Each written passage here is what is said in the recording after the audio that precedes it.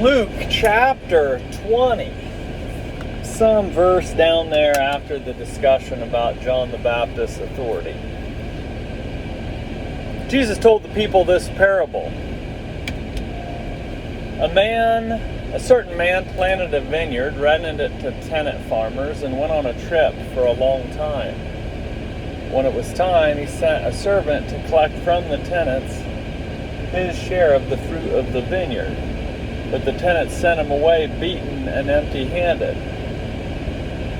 The man sent another servant, but they beat him, treated him disgracefully, and sent him away empty-handed as well. He sent a third servant. They wounded this servant and threw him out. The owner of the vineyard said, What should I do? I'll send my son, whom I dearly love, whom I love dearly. Perhaps they will respect him. But when they saw him, they said to each other, This is the heir. Let's kill him so the inheritance will be ours. They threw him out of the vineyard and killed him. What will the owner of the vineyard do to them? He will come and destroy those tenants and give the vineyard to others. When the people heard this, they said, May this never happen.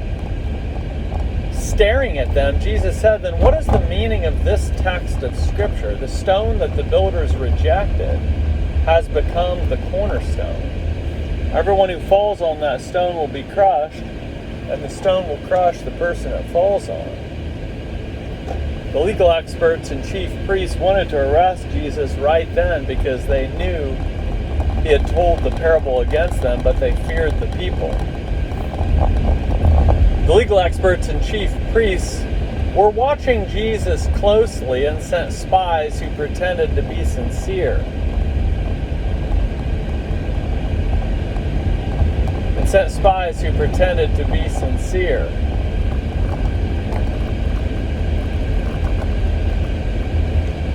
They wanted to trap him in his words so they could hand him over to the jurisdiction and authority of the governor. They asked, Teacher, we know that you are correct in what you say and teach. You don't show favoritism, but teach God's way as it really is. Does the law allow people to pay taxes to Caesar or not? Since Jesus recognized their deception, he said to them, Show me a coin. Whose image and inscription does it have on it? Caesar's, they replied. He said to them, Give to Caesar what belongs to Caesar, and to God what belongs to God.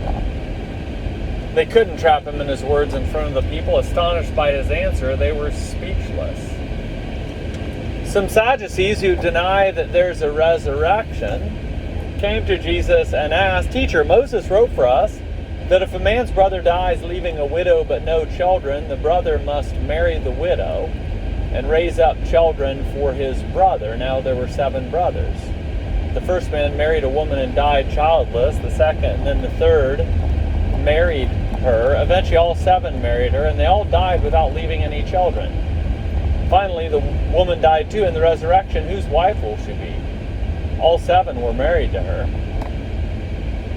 Jesus said to them, People who belong to this age marry and are given in marriage, but those who are considered worthy to participate in that age, that is, in the age of the resurrection of the dead, won't marry nor be given in marriage. They can no longer die because they are like angels and are God's children, since they share in the resurrection.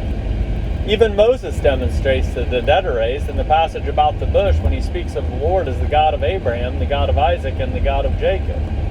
He is not the God of the dead, but of the living. To him they are all alive. Some of the legal experts responded, Teacher, you have answered well. No one dared to ask him anything else.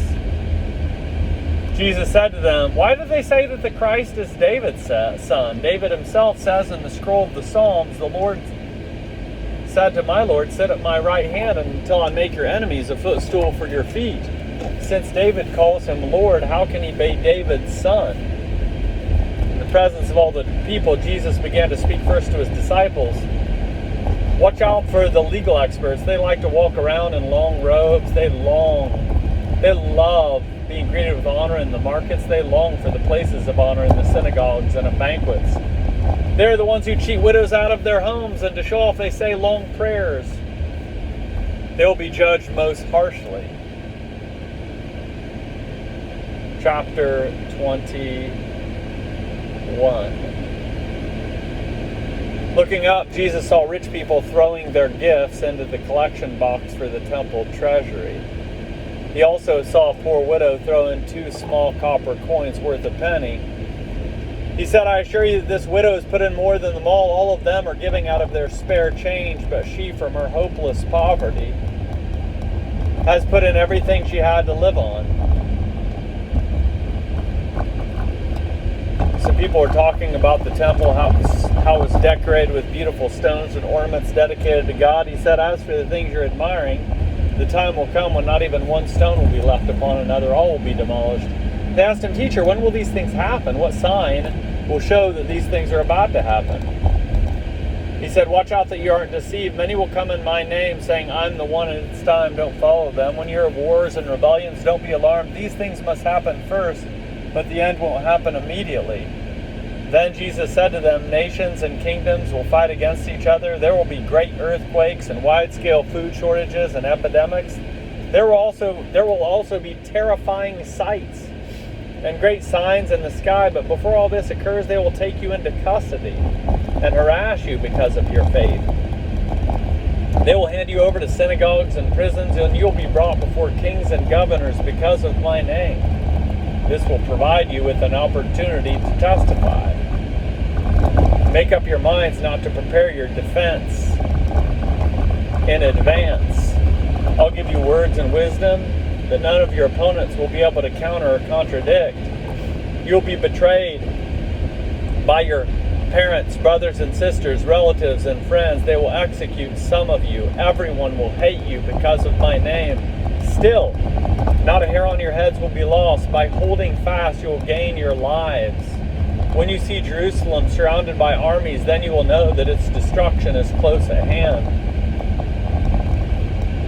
At that time, those in Judea must flee to the mountains, those in the city must escape, and those in the countryside must not enter the city. How terrible it will be at that time these are the days of punishment when everything written will find its fulfillment.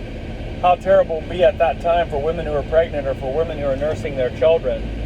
There will be great agony on the earth and angry judgment on this people. They will fall by the edge of the sword and be taken away as captives among all nations. Jerusalem will be plundered by Gentiles until the times of the Gentiles are concluded. There will be signs in the sun, moon, and stars. On the earth there will be dismay among nations in their confusion over the roaring of the sea and the surging waves. The planets and other heavenly bodies will be shaken, causing people to faint from fear and foreboding of what is coming upon the earth. Then they will see the human one coming on a cloud with power and great splendor. Now when these things begin to happen, stand up straight and raise your heads, because your redemption is near. Jesus told this parable, look at the fig tree and all the trees. When they sprout leaves, you can see for yourselves and know that summer is near. In the same way, when you see these things happening, you know that God's kingdom is near. I assure you that this generation won't pass away until everything has happened. Heaven and earth will pass away, but my words will certainly not pass away.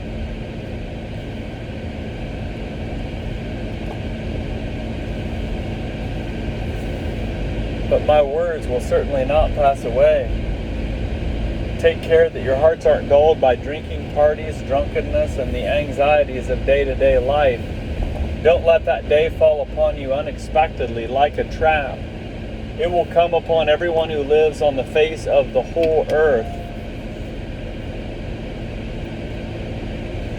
Stay alert at all times, praying that you are strong enough to escape everything that is about to happen and to stand before the human one.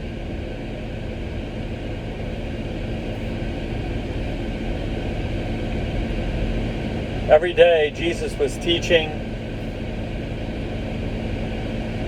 people in the temple, but he spent each night on the Mount of Olives. All the people rose early in the morning to hear him in the temple area.